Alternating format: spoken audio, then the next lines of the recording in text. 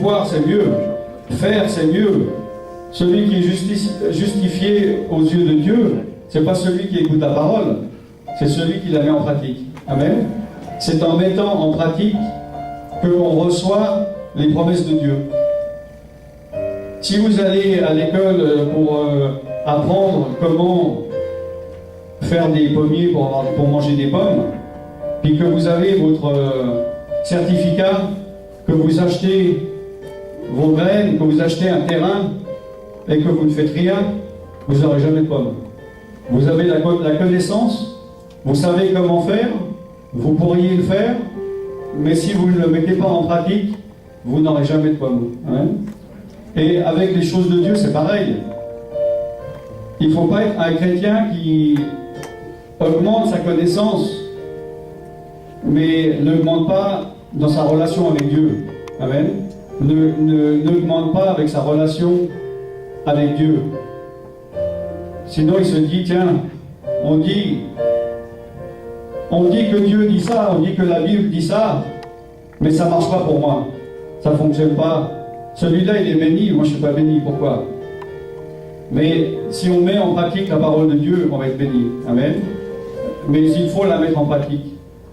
Et ce n'est pas une question de savoir beaucoup, de savoir peu, mais ce qu'on sait, on doit le mettre en pratique. Amen. Comme Dieu a dit, il a donné à certains un talent, l'autre 5 talents, l'autre 10 talents, c'est des pièces comme des pièces de monnaie.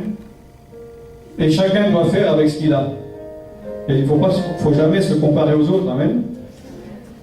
Il faut voir ce que Dieu a donné, et Dieu, il donne quelque chose et il voit ce que tu fais avec.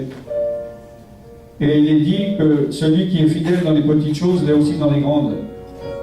Et tant que ce que Dieu t'a déjà donné, tu n'es pas fidèle avec et tu ne fais pas fructifier, il ne va pas te donner plus. Hein? Et des fois, nous, on laisse de côté ce qu'on a reçu, on recherche, on veut plus, et on peut pendant 10 ans être comme ça, jusqu'à ce que l'on comprenne que l'on doit prendre soin de ce que Dieu nous a donné, et le peu qu'on sait, on peut le faire fructifier. Amen. Parce que dans les choses spirituelles, c'est comme dans le monde naturel.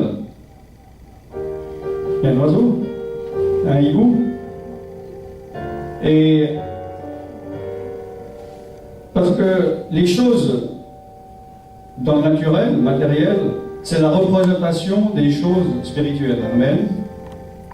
Et on voit que pour avoir un arbre rempli de pommiers qui donne 20, 30, 40 pommes chaque an, chaque année, pendant des années, ça a commencé avec une graine de pomme.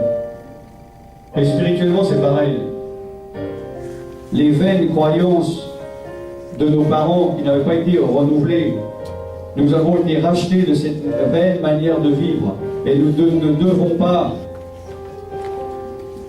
prendre des choses qui sont du monde, qui sont de la superstition du pays, de la tribu, du village, du pays dans lequel vous êtes venus au monde, où vos parents sont d'origine.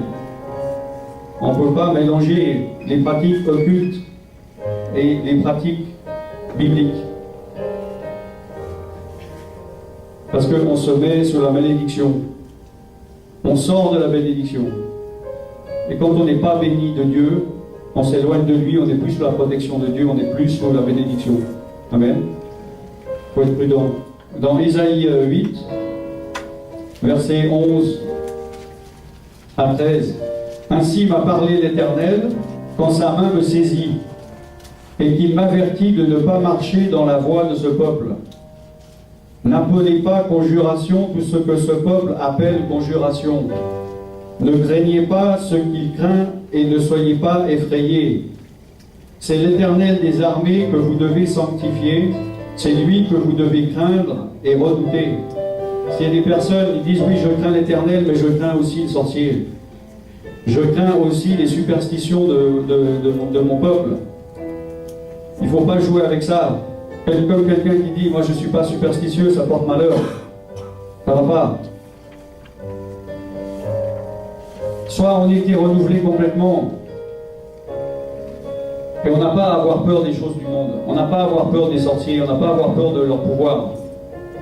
On doit craindre Dieu. Amen. Comme il est dit, c'est Dieu, c'est l'Éternel des armées que tu dois craindre. C'est l'Éternel des armées que tu dois redouter, c'est pas ton sorcier. C'est pas tes parents.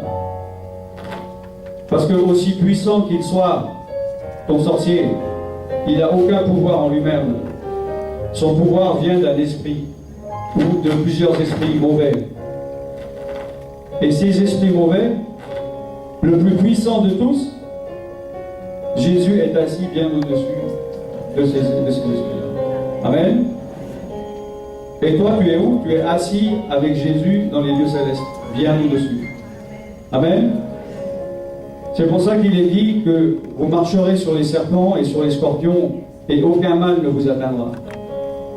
Alors qu'il y a des chrétiens qui disent, je sais que si je ne fais pas une certaine chose que le sorcier a dit, ça va porter malheur, donc je préfère le faire quand même, on ne sait jamais. Tu es tombé dans un piège en faisant ça. Parce que tu t'es mis sous la crainte de cet esprit-là et tu es tombé dans son pouvoir. Tu comprends? Il ne faut pas craindre. Il faut craindre Dieu. C'est Dieu qui te protège. En te mettant sous la protection d'un esprit, en fait, tu te mets sous sa domination. Amen. Car chacun est esclave de ce qui a triomphé de lui. Amen. Donc si tu fais des choses comme ça, il faut se détourner, il faut demander pardon, il faut arrêter de le faire. Amen. Parce que en voulant gagner de la protection, tu en perds, parce que tu perds la protection de Dieu, qui est la seule valable. Amen. Si tu t'éloignes de Dieu, qui c'est qui va t'aider? Non. Si Dieu est contre toi, qui c'est qui va être pour toi?